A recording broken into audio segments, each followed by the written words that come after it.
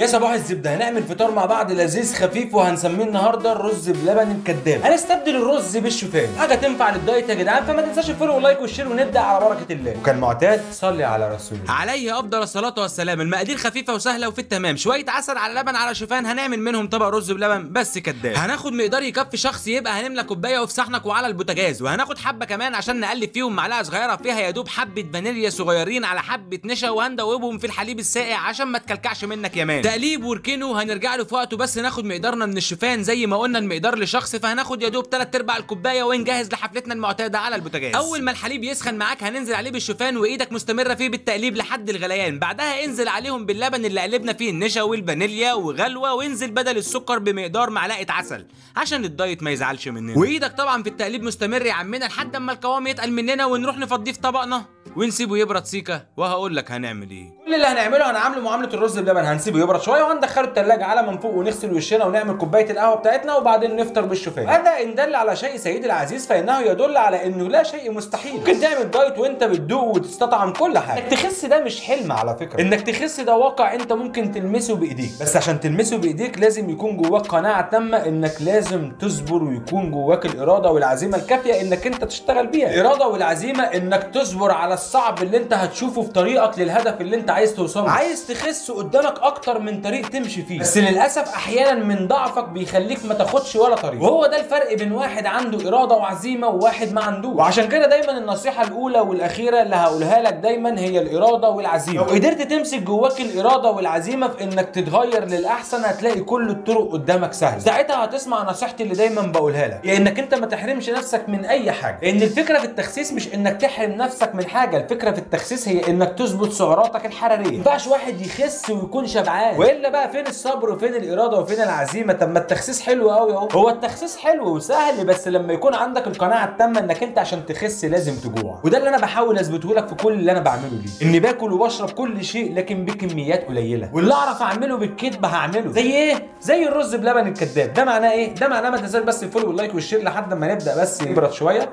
وبعدين نحطه في الثلاجه، وبعدين شويه ونستطعم مع بعض واقول لكم طعمه ايه. صباح الزبده، نشوف الطعم بعد شويه. ولو فاكرنا هنسكت، لا مش هنعديها له، حاطين على الوش عسل يزيد حلاوته وما يمنعش شويه مكسرات تظهر جماله. ما تنساش الحاجات الحلوه بتاعتك حبيب قلبي. بسم الله، بيمين ناكل. بسم الله. طب والله كانها رز بلبن بس بدل الرز شوفان. نزلها في القايمه بتاعتك ناو، دي اساسي كده، دخلت معاك وجبه فطار هتعوض لك كل اللي نفسك فيه. عايز رز بلبن شغال، عايز حليب شغال، عايز عسل شغال، مكسرات شغال. دلع نفسك ودلع كرشك ودلع دايتك. الدايت مش حرمان، الدايت تنظيم سعرات حراريه. كل اللي نفسك فيه لكن قلل كميات. اسيبكم انا واكمل دي نص ساعه على الفطار ونص ساعه على العشاء عشان نبقى عملنا التوازن المطلوب لحد ما نتقابل مره تانية برعايه الله وحفظه. صباح الزبده على عيوني. خلينا نقول للوحش انت وحش في وشه من غير ما نخاف، عشان احنا مش قليلين عشان نرضى بالوحش ونسكت. انا بتمنى من اي حد يشوف الفيديو ده يعمل لايك ويعمل تعليق ويشيره، وده مش عشان اقسم بالله العلي العظيم عشان يوصل لاكبر قدر ممكن من الناس. زي ما اتهمتوني في فيديو التونه اللي فات ان انا ممكن اكون عملتها غلط، وارد، او ممكن الصنف نفسه وحش، وارد، لكن فيكم من اتهمني ان انا بعمل كده لمصلحه شخصيه. والنهارده هيكون فيديو الفصل وبالتجربه العمليه، لذلك انا هبدا معاكم بالقسم، اقسم بالله العلي العظيم ان انا هنقل التجربه، وزي ما هتطلع هنقلها لكم بحذافيره. فانا جبت تونه من شركه تانية ومش هعلن عن اسمها سواء كانت حلوه او وحشه، وهعملها بنفس الخطوات المره اللي فاتت، وهنقارن الاثنين ونشوف اذا كانت الزفاره في الزيت. هنقل لكم التجربه وهقول لكم نبدا الكلام. ما تتوقعش مني ان انا هرغي كتير في الفيديو ده، لانه كله متشاف وكله معمول قبل كده وطريقه اسهل منها مفيش. كل اللي احنا عملناه قطعنا شويه بصل على شويه فلفل، وقطعنا نص الليمونه، وفضينا الزيت في الطاسه اللي هنبدا فيها التجهيز. زيت ايه؟ زيت التونه اللي احنا هنعمل عليها التجربه النهارده، عشان بعد ما فضينا كل زيت التونه في الطاسه نخش على المرحله الثانيه وهي مرحله التجهيز، واللي هي بمنتهى البساطه هنولع على الطاسه ونسخن الزيت وننزل عليها بالبصل، تاخد التقديحه بتاعتها ونشم في زفر ولا لا. شمينا كده مفيش زفر، هنحط الفلفل وهنديها التقديحه بتاعتها، وبعد ما نديها التقديحه ونظبط الكلام هنستنى شويه وهنشوف في زفر. خلاص هنكمل خطواتنا وهنفضي علبه التونه لعل وعسى نشوف في زفر ولا ما فيش زفر. شوف يا عم، لحد دلوقتي حرفيا مش شامم اي ريحه زفاره، بخلاف المره اللي فاتت. المره اللي فاتت من وانا بعملها كنت شامم ريحه زفاره. اول حاجه وانا بحط الزيت ما شمتش ريحه زفاره، تاني حاجه وانا بحط التونه برده مش شامم ريحه زفاره، بخلاف المره اللي فاتت من اول الزيت، من اول ما فتحت العلبه كان فيه زفاره، والزيت فيه زفاره، والطعم التونه فيه زفاره، والريحه كانت زفاره. دلوقتي انا لحد دلوقتي مش شامم اي زفاره خالص، ودي للامانه ولحد دلوقتي لسه ما كملناش. نكمل مع بعض. هي اصلا كده كوديا الامر، لكن هنحط شويه البهارات بتاعتنا عباره عن شويه كمون وشويه فلفل اسود، وبعد ما ياخد التقلبتين 3 بتاعتهم وتقرب تستوي، او بمعنى اصح تقرب تتشوح تماما، هننزل عليها بنص ليمونه ونقفل النار ونشم.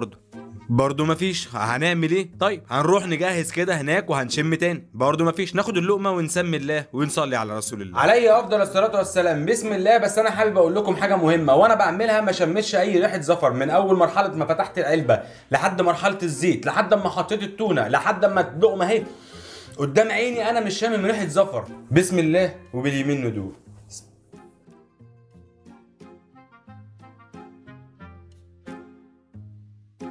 طب قسما بالله العلي العظيم انا ما ضايق ولا شامم اي ريحه زفر. وللتاكيد هندوق لقمه تانية عشان ااكد لنفسي. هي قدامكم مليانه تونه عشان ما حدش يقول لي يا احمد اصل الحكايه. بسم الله تاني باليمين ندوق. طب اقسم بالله العلي العظيم مره تانية انا ما شامم ولا ضايق اي ريحه زفر في التونه اللي انا اكلتها دلوقتي حالا واللي انا لسه عاملها. انا برضو في الاول وفي الاخر مش قصدي اشهار باي حاجه. ان كنت بقول لحد انت وحش في وشك احسن ما طبل ليك مشكله وحشه الحق عالج نفسك. انما احنا مش هنعيش طول عمرنا مغفلين وناخد على قفانا ونرضى بالوحش وخلاص ونقول عليه الله جميل. لان لقيت بعض التعليقات من اخواتي اعتقدوا ولو للحظه واحده ان انا بعمل كده عشان خاطر مصلحه شخصيه ايا كانت ايه هي المصلحه. خليني الفت نظرك واثبت لك بالادله ان انا ماليش اي مصلحه. رقم واحد، لو ليا مصلحه مع الشركه مش هطلع اقول يا جماعه في 1 2 3. رقم 2 وده الاهم، ان انا الفيديو اللي نشرته هنا على الفيسبوك فيما يخص التونه المره اللي فاتت عمرك ما هتلاقيه منشور ولا على اليوتيوب ولا على الانستجرام ولا حتى على التيك توك. انا مش قصدي حضرتك تشهير بشركه معينه ولا تشهير بان انا اقول ده حلو ولا ده وحش. انا هنا قاعد في صومعتي وبعمل التجربه، والتجربه اللي بتبقى حلوه معايا بنقلها لك، والتجربه اللي بتبقى وحشه معايا بنقلها لك. اما عن الحلوه ففي حد من اخواتنا هيستفاد بيها، اما عن الوحش فعشان في بعضكم بيفكر يعمل نفس اللي انا بعمله فانا كنت سبقت وقلت لك ان ده وحش ما تعمله. انا كده براءه يا جدعان، ظهر الحق والله على ما اقول شهيد، ويعلم الله ان انا القسم اللي اقسمته عملته بحذافيره وطلعت الحقيقه بحذافيرها. يبقى العيب مش فيا ولا فيكم، العيب في اللي حابب يدينا على قفانا. ما تنساش الفولو واللايك والشير، واتمنى لي من قلبك الخير في رعايه الله وحفظه. مساء الزبده على عيونكم. هكمل انا اكله التونه الحلوه دي. جمعتكم طيبه. مساء الزبده على كل اصيل صاين العشره، عامل حساب للعيش والملح وحبه قهوه شربنا، مش كلمه بقلبك قومه ولا وقت بجد هربنا، ضميرك قالب نومك تروح تعمل لك قهوه وتسهر، طبق وتكمل يومك، تلبس بعدها هدومك، جيب لك تصبيره تاكلها وعلى الكورنيش